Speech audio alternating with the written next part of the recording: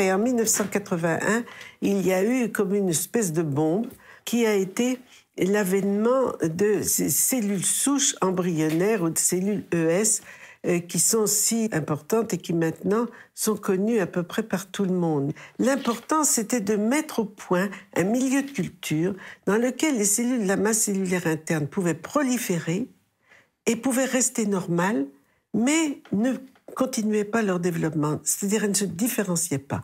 Mais elles se continuaient de proliférer et continuaient de fournir des cellules du moment qu'on leur changeait de milieu, c'était indéfini. La chose très intéressante, c'est qu'elles avaient conservé toute leur potentialité de développement.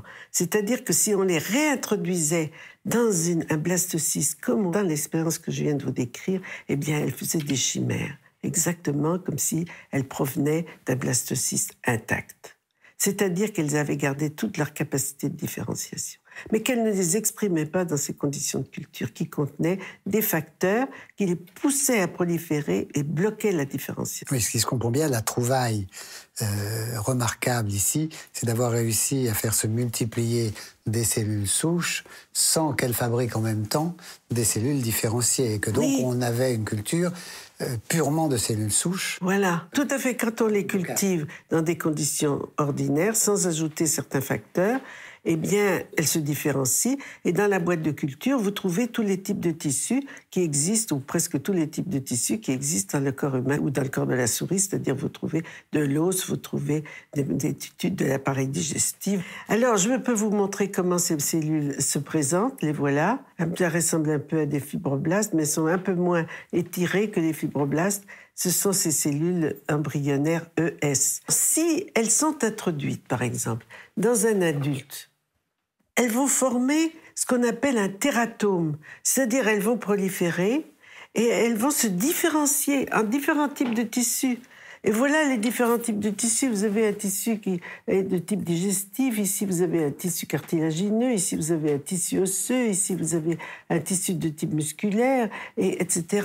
Donc vous avez tous les tissus qui se forment, mais ils ne sont pas organisés, c'est-à-dire ils ne forment pas un individu, mais ils forment un tératome.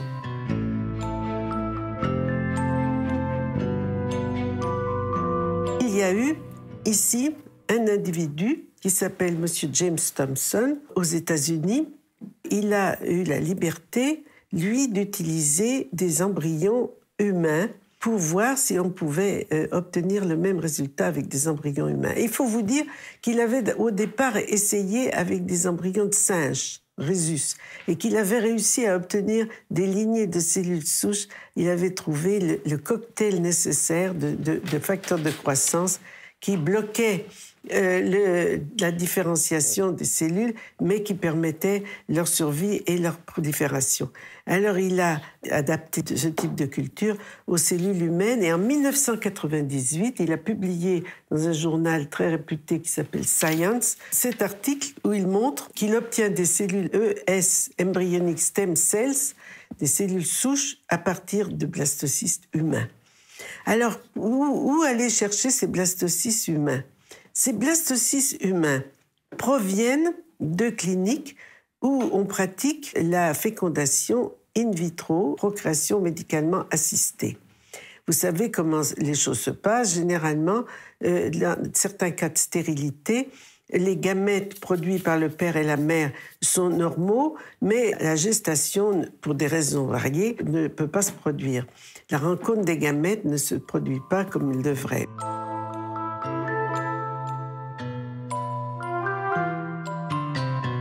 La rencontre des gamètes peut se produire en culture in vitro dans un récipient. On peut obtenir un blastocyste viable à partir d'un couple qui est stérile. Et ensuite, on réimplante, bien sûr, le blastocyste dans la mère. Pour obtenir les ovocytes, c'est-à-dire les gamètes de la mère, il faut faire des stimulations hormonales. Et ces stimulations hormonales ont pour effet de produire la maturation de plusieurs ovules en même temps.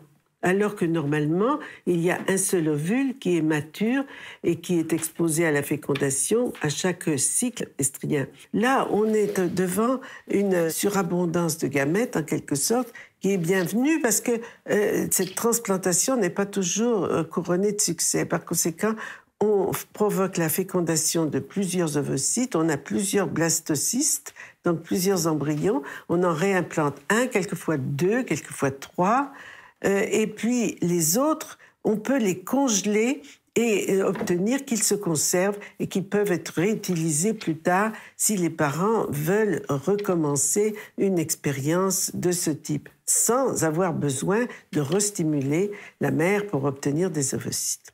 Et alors la loi de bioéthique pose que les embryons peuvent rester dans cette situation de congélation pendant 5 années si au bout de 5 années, les parents déclarent qu'ils n'ont pas l'intention d'utiliser ces embryons pour essayer d'avoir un enfant, eh bien, les embryons sont détruits. Et ces embryons, au lieu d'être détruits, peuvent faire l'objet d'un don à la science. Et c'est à partir d'embryons de ce type que l'on peut dériver des cellules souches embryonnaires humaines.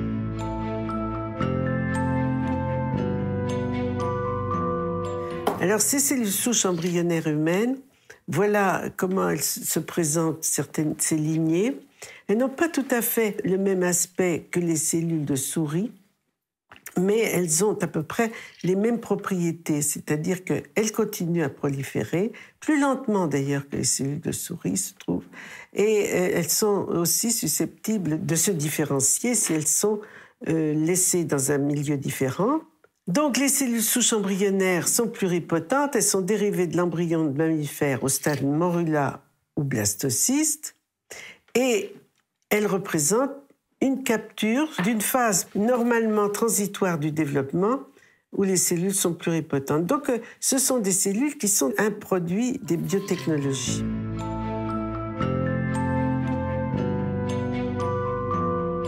Ces cellules, est-ce que il est possible de provoquer leur différenciation ciblée en culture dans le but de les utiliser en thérapie cellulaire, en médecine régénérative, pour remplacer des cellules qui, chez un patient, seraient insuffisantes et seraient complètement dégénérées.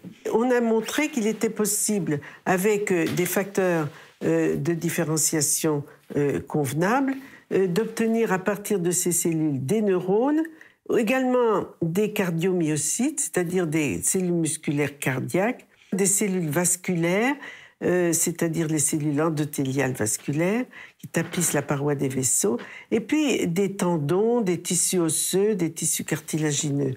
Par conséquent, il y a la possibilité, l'espoir d'avoir des cellules à partir de cellules embryonnaires humaines qui pourraient être utilisées en chirurgie réparatrice, c'est-à-dire en thérapie cellulaire.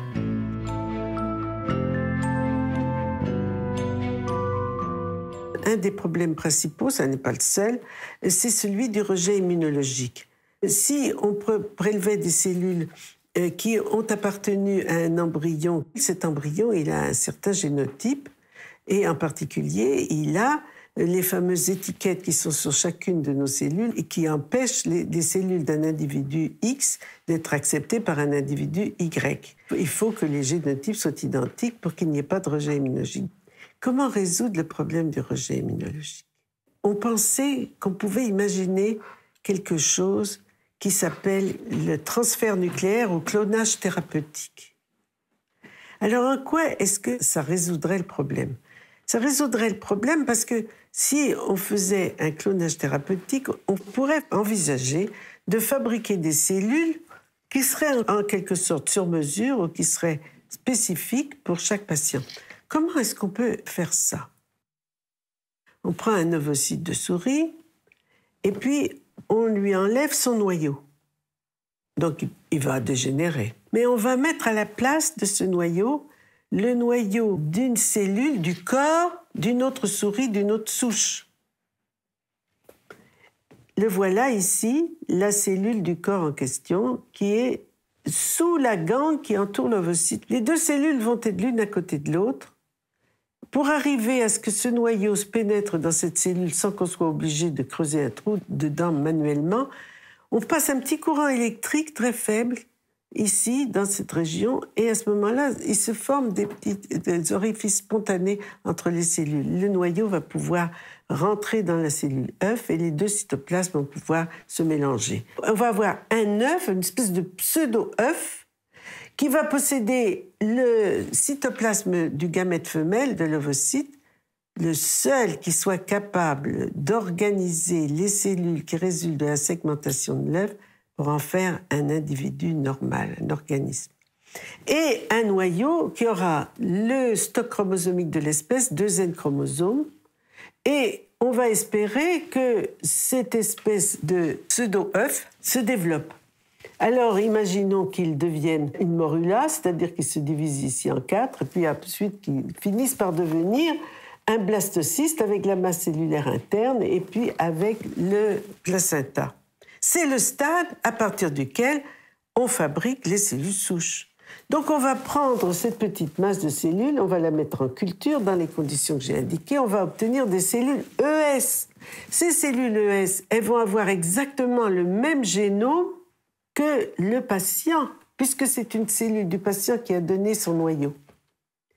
Et on va avoir, à partir de ces cellules ES, la possibilité de fabriquer des neurones, des cellules cardiaques, peut-être des cellules pancréatiques, peut-être des cellules osseuses, mais des cellules qui vont être toutes neuves et qui vont avoir le bon génotype et qu'on va pouvoir implanter dans le patient.